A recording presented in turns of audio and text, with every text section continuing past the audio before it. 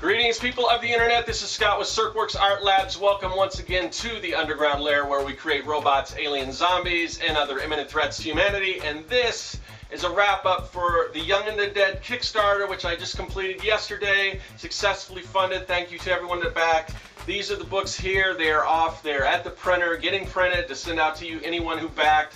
And yeah, it's thank you so much for making this thing possible. It was a very big success. And yeah, so the comic book Young and the Dead, it's kids versus zombies, Goonies meets Night of the Living Dead. You probably heard that spiel before, especially if you're a backer. I've been really trying to push it on social media to get this thing going, and it worked.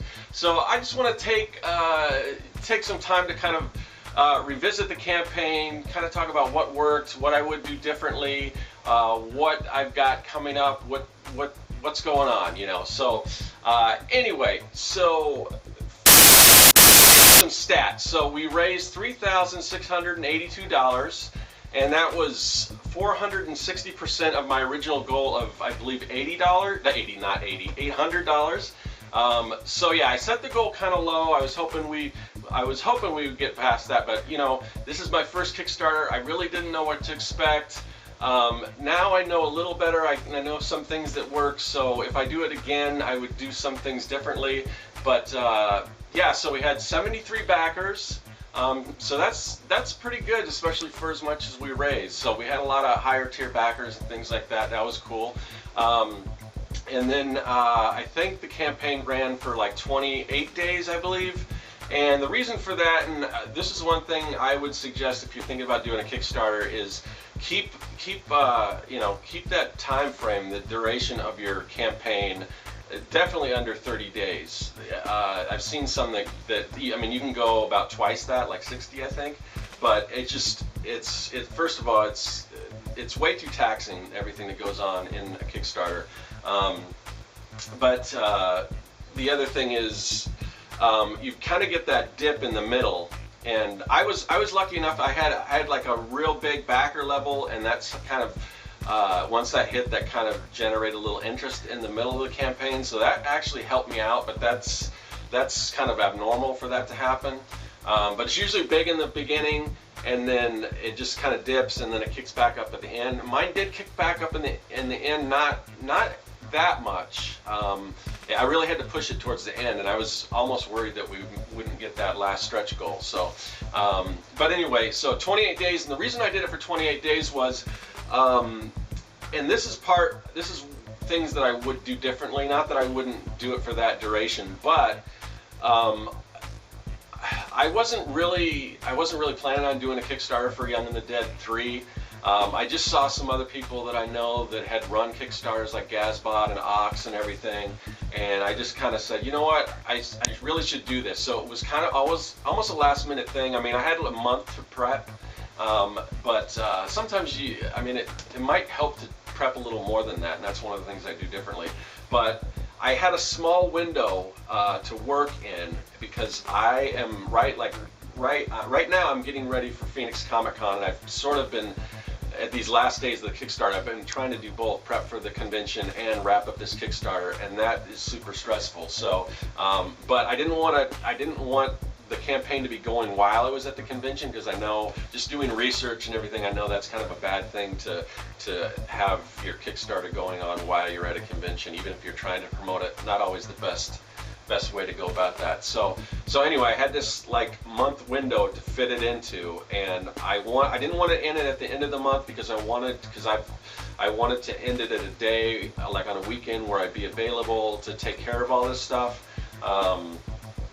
Now the caveat to that, I guess, is, and I'm not sure if it was such a good idea, and I didn't know this going into it, that I would end on a Memorial Day weekend, because a lot of people were out of town, so maybe they didn't see it or anything. But you know, all in all, I was doing pretty well, so I wasn't like too concerned. I was very happy with the results anyway. If I was really trying to push it, I would plan that type of stuff a little better. I would give myself a lot more prep time.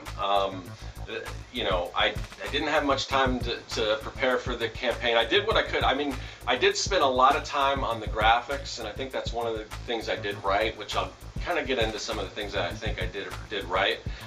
But let's talk about some of the things I do differently. In addition to kind of just giving myself a little more prep time, one of the things I would have done was, and this goes along with that, was to start sending out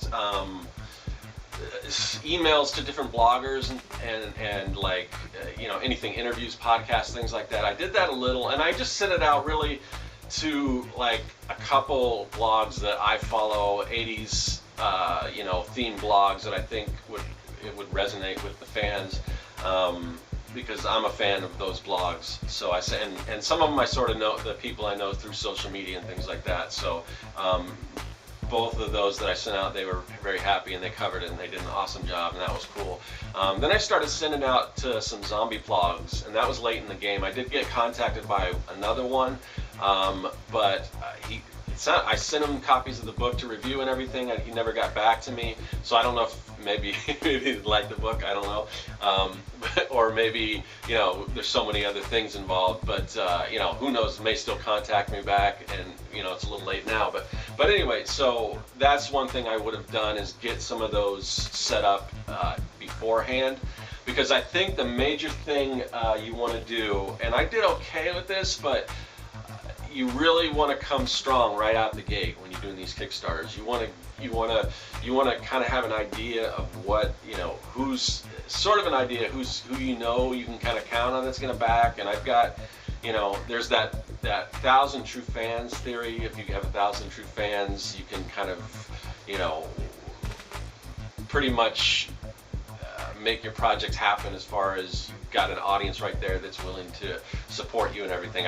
I'm nowhere near that. I definitely, I don't even have 100 true fans, but the few true fans I have, they definitely came out and they definitely supported, and they didn't let me down. And there are certain people that I just figured would definitely back, and they did. A lot of people in the 100s definitely.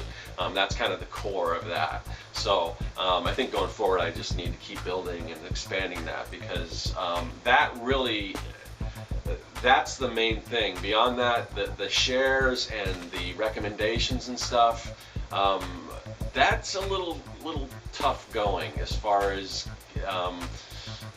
and that surprised me. So even with even sending out the blogs and things, sending press releases or whatever, that type of stuff out there, I mean, that stuff can help, but for me, I don't think it helped as much as I thought it would. And again, these are probably smaller blogs. These are just ones that I enjoy. But if I imagine if you get picked up by somebody like the Nerdist or something like that, that would really change the whole scope of things. But and I didn't really shoot that high. But what's to hurt from doing that? So in the future, maybe I'll shoot for some of these bigger blogs and like media outlets and things like that. So let's see. The other thing I would do is I'd be a little more proactive about messaging people, because not as much as I posted and everything, there's still people that didn't see what that I was running a Kickstarter with everything with Facebook and its algorithm and all that stuff. So I would definitely, and this is something I plan to do towards the end of the campaign, and I just got so busy juggling the convention and the campaign and everything that I didn't even get to send out any messages to friends of mine and things that may have not seen any of my posts or whatever. So that's something I would definitely do.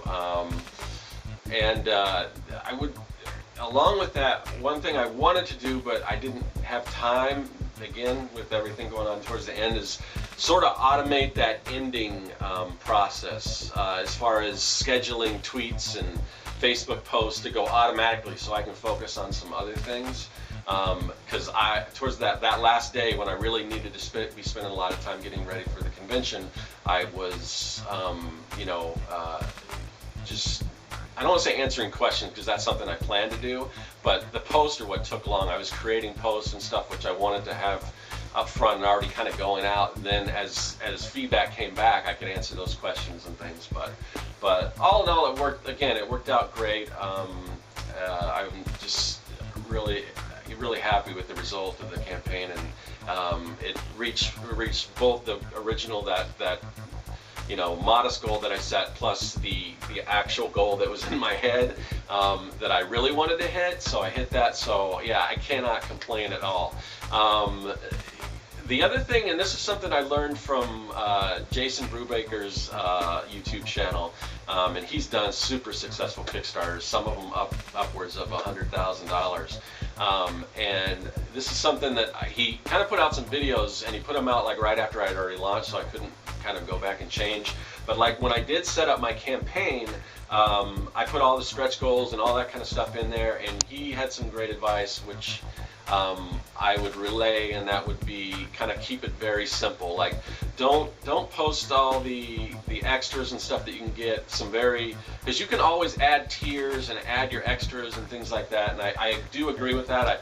I did a lot of research, and I pulled a lot of things and incorporated a lot of things in my campaign and mistakes other people made, and just great advice. But that was one thing that I hadn't got till after I started the campaign, because you want this thing to be an event, and the more things, if you start simple, you can add things, and that sometimes is a challenge when you've already got all that stuff out there, because I'm like, well, what should I post today? And a lot of my posts were just, oh, back young and the dead, you know, and you want to do something more, whether it's contests or something interactive, like when I did, hey, which stickers do you want? That got a lot of response, so things like that work really well. So I would keep it fairly simple. The other thing is that I was surprised, and this is something I would have to do some retooling if I do something like this again, and that's I had my original sketches were at a higher tier, other than the early bird, which took I did close out all the early bird, but it took like the last day there were still 2 early bird specials available.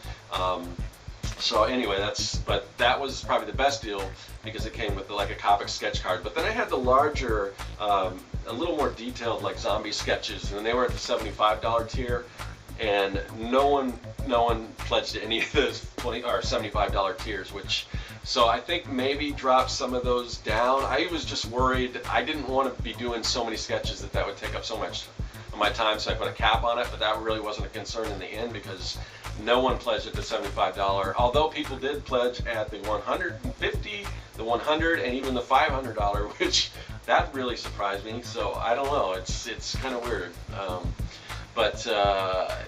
yeah. So I think those are some of the things I would definitely do different. So those are the things that I did different, that I would do differently, and the things that I think I did right.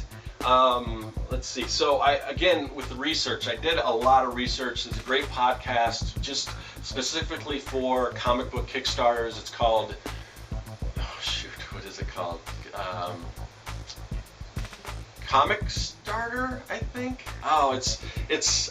I'll have to, if I can remember, I'll put a link in the description. Is it Comicstarter? It might be Comicstarter. But it's the one by Tyler James. If you don't know Tyler James, he's the guy, one of the guys, or the guy behind Comics Tribe, which if you're familiar at all with independent comics, you probably know that, because they've kind of just, if you go to the Comics Tribe website, and you can probably find the podcast there if you go there. If I forget to link it. But yeah, Comics Tribe, they've got so much information on their website and everything, and that podcast, a lot of information there. So that, plus another, so I think it's defunct now, or it's not updating, but there's another podcast a little more towards the gaming angle called Funding the Dream. That's good. I listen to a lot of stuff there, and just research articles and things like that. Found a lot of great articles. So I did a lot of research up front, especially like with shipping, which is a big thing, you know, and that's one thing I did right, I think. I haven't got to the fulfillment section yet, so we'll see if I did do everything right, and I'm sure there will be some things that arise there, some issues, but I try to look at anything people did wrong, and a lot of people go wrong with the shipping. So what I did was I took pretty much everything, not just the books, but every single thing, and some of it was just blank sheets of paper or whatever, because I have prints and things that I haven't printed it yet, but just enough of everything. So if somebody ordered the whole shebang, I put all that in an envelope, took it to the post office, got the shipping for that, Also shipped, I calculated the shipping. I didn't calculate to a bunch of different countries. I calculated to Australia, which I had a couple Australian backers.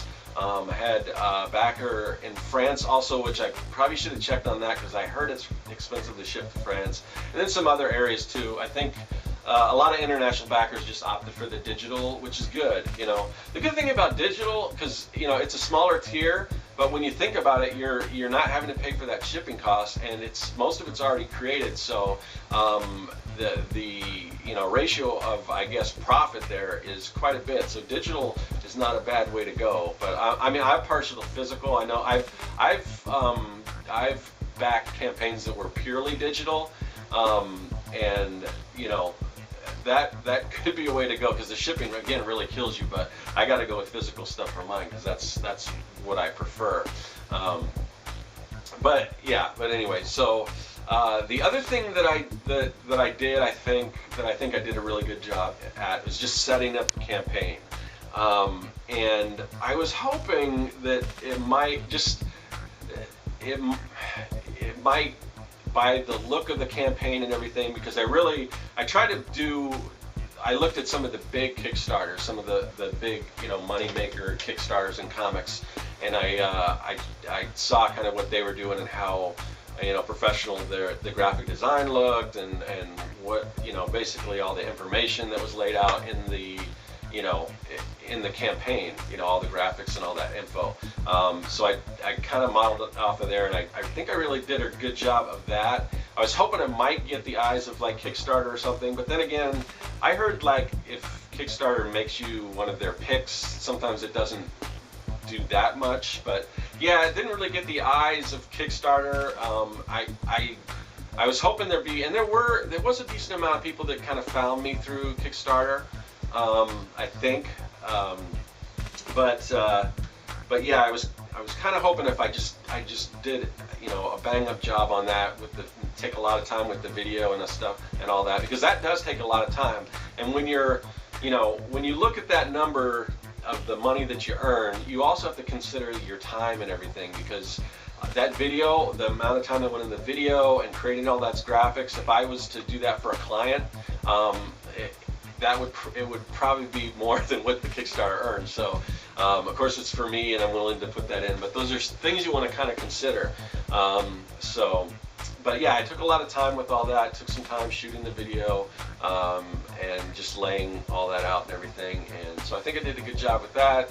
Let's see, promos, as far as, I think some of the promos worked pretty well.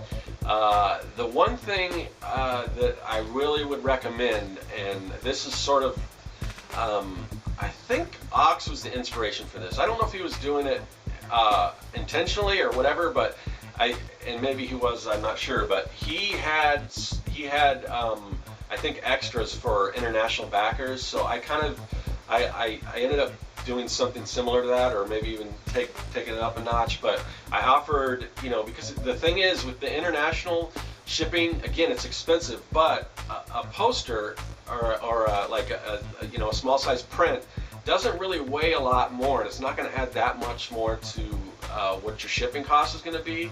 And I also added some buttons, and those are fairly light, so I can stick those in there. It's not going to cost that much more to ship. But if I was going to sell those things like on my store or whatever, they would be pretty close to what the cost of that shipping would be. So it's like, so hopefully it feels for international backers that they're not getting ripped off because of that shipping, because there's really no way around it. I mean, unless you're Amazon or a big company, you got to pay these hefty shipping prices, and it's a deterrent. I won't lie, because I mean it's hard for me to back stuff internationally just because it's so expensive. But I think you throw in some extras, it's not going to really hurt your bottom line that much, and it will add value to the international folks that are back in the physical level. So yeah, that's those are the things that I think I did right. Worked based on, you know, I talked about the things that I did right, and the things that I think worked really well. The one thing that really surprised me was Facebook. Facebook is, like, for Kickstarter, that's the main thing. That's how you're going to get all your traffic. And I've been sort of I haven't been a big fan of Facebook as of late, just since they've rolled out their algorithm and you're having to pay to have people see your, your fans see your stuff and all that, and just the way it works. And now they've kind of rolled something similar out to Instagram. But anyway, but Facebook, as far as Kickstarter, Facebook works better than anything. It works better than the YouTube. It works better than works better than Instagram, any other social network. Facebook was where a bulk of my traffic was coming from. So later on in the campaign, I started concentrating more on Facebook. And even though I'm not a big fan of the pay to promote your stuff on Facebook, I did do a few promotions. I boosted a post. I think it was like $5 a day. I did for a couple days. I did get some backers in that time. I don't know if it came from there or not. So I wasn't sure about that, but the other thing I did was this targeted post, and I like the idea of this just from a marketing standpoint, because what you can do, like before, unless you were a big-time marketer or whatever, you didn't have access to this, but now I think everyone does. But before, you could say, like if you could stipulate, you can say, I want to send this out to people who like this, or this, or this. But now what you can do is you can narrow that down, and instead of saying this or this, you can say this and this. So what I did was I said, I want this going out to anyone who likes Goonies, and who likes comics, and who likes Kickstarter, and who likes, what else? Did I say zombies? I don't know. Anyway, there was like 4 tiers, so they would have to like all 4 of those things. So it's pretty targeted. So I did that one. That one I spent like $20 on, for the cost of I think $10 a day. And I did get some backers and a little higher tiers during that thing. So it may have worked. But based on the research that I've done, Facebook ads like that can really work. But you have to know what you're doing. You have to know how to kind of analyze the the stats and the analytics and things like that, which I haven't totally figured out yet, but I'm just going to say it kind of worked based on the fact that I got some decent pledges in that. So I don't know. Like I said, Instagram doesn't really work that well because there's really no way to link from Instagram to your, unless you go into your profile, click on that link, and then it'll take you to your whatever. You have one link on Instagram. That one's the link on there. I was thinking of changing it to Young and the Dead, which takes you to the Kickstarter, but I just kept it Serkworks.com, because if you go to Serkworks.com, on the front page there's an ad for the Kickstarter. So it's like 1-2 clicks away, I think, and you can get there, which isn't too bad. But anyway, yeah, Instagram not so great. YouTube, I think for awareness it works, just to let people know. I mean, but a lot of people I think follow me on YouTube are already like 100s and things like that, and those were the ones that kind of backed in the beginning. But one thing that I was really surprised that didn't work as much as I thought was again just the endorsements, which I thought, because I did like podcasts and I did interviews, and I had just a lot of people saying, oh, check this out, it's great. And obviously every little bit helps, but I just thought that would have more of an impact. And I guess what it comes down to is I really think you need to build that audience yourself for the most part. I mean, again, there's a group of people that will find you based on a recommendation from somebody else. But I think they kind of have to come to you, and then they have to see what you're all about before they're willing to invest in you. I don't think somebody saying, and it's not that I wouldn't do this again, because I definitely would, because any way you can get your name or your brand or whatever out there and get more people interested in what you're doing, definitely take advantage of that. But as far as like a multiplier, I thought it would be bigger, because I had so many people just like with pretty large followings or large readerships, recommend the book, recommend the campaign, and you just don't see a huge spike. I mean, I was on Artcaster's, we got a pretty big audience on the Artcaster show, and we've mentioned it, and I'm sure you guys are glad that you're not going to have to hear any more of that for a while, but we've been talking about it for the past month, I guess. And even after Artcasters aired, it's not like there was it's this influx of pledges and things like that. So still, I definitely would do it. You always want to be talking about it, and even a small amount of people that come to it from there, all these little things add up, but it wasn't the big, it wasn't the big boost that I thought it would be. So I just really think you need to have that personal connection with your, whether you call it your tribe or your fan base or whatever you want to call it. And I think that's something you kind of have to build. It has to be like has to be like a trust thing, or they have to really know you. It's not so much secondary where I can say, oh, this is really great, go check out my friend, he's doing this, and they might check it out, but I think you have to be a little more invested. So that's just something I kind of learned. Let's see. Yeah, the other thing, same thing goes with, I try to do a cross promotion with, I do these Miscrit videos, which is a social game that I used to work on, and there's a big, those probably get more views than anything else, but one thing I found is that doesn't translate. There's a few core fans of Miscrits that really like the other stuff that I'm doing, but for the most part, they're only interested in that kind of one niche, that Miscrits. Even offering to throw in like an original Miscrit, drawing that I did into one of the packages, it didn't seem like I didn't get much response from that at all. And the backing thing, because of the extra cost, because a lot of the Miscrit fans aren't in the U.S. They're other places, other countries. That could have been it, but again, there's also digital levels and things like that. But yeah, so that cross promotion there didn't work. I think it needs to be straight, trying to figure out a way to kind of take one thing and make fans like something else. It's a little different. So yeah, these are all the little things I learned. So yeah, that's pretty much a rundown of what worked, what didn't work, what I would do differently, what I think I did right. So where do we go from here? Well, like I said, I am just prepping. I'm shooting this video, and this is going to go out because I need to get a video out, because I really want to have at least one video out on my channel every week. But I'm going to be super busy. I'm thinking about trying to figure out Snapchat and snap some of this process that I'm doing, and hopefully repost that to YouTube of getting ready for this convention. But right now, after I shoot this, I'm going to go back and start prepping all that stuff. Now, this should work out pretty well, because the way Kickstarter works, it takes like a couple weeks to get your funding. So I'm going to be doing conventions for the next couple weeks while that money's coming in.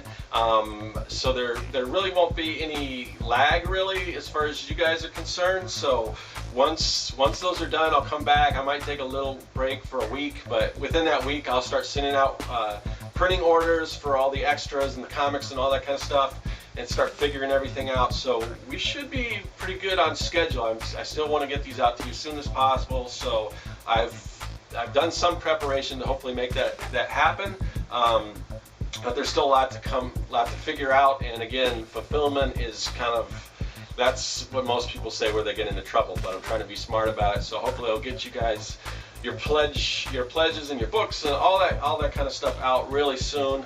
But yeah, so I gotta go, just got a ton of stuff to do. Thank you so much again, everyone who backed the project, everyone who liked the post, who shared the post, who had me on their channels, who interviewed me, who blogged about it. I mean, all this stuff really does, it does add up, and I really do appreciate it. And it's really been amazing to me to see the response to something that I created that kind of resonated with people. So I don't know what else to say other than just really a heartfelt thanks. And but I gotta go. I got tons of stuff to do. If you happen to be in the Phoenix area, I think June 2nd through I think the 5th, Phoenix Comicon. I think my booth is 585, 385, I don't know. I'll be in the directory, and I'll try to remember to put my booth number in the description. But anyway, just if you happen to be there, research it, find out where I am, look in the program or whatever. Come by, say hi. I'd love to talk to you guys. And yeah, I gotta go. Thanks again, and that is all.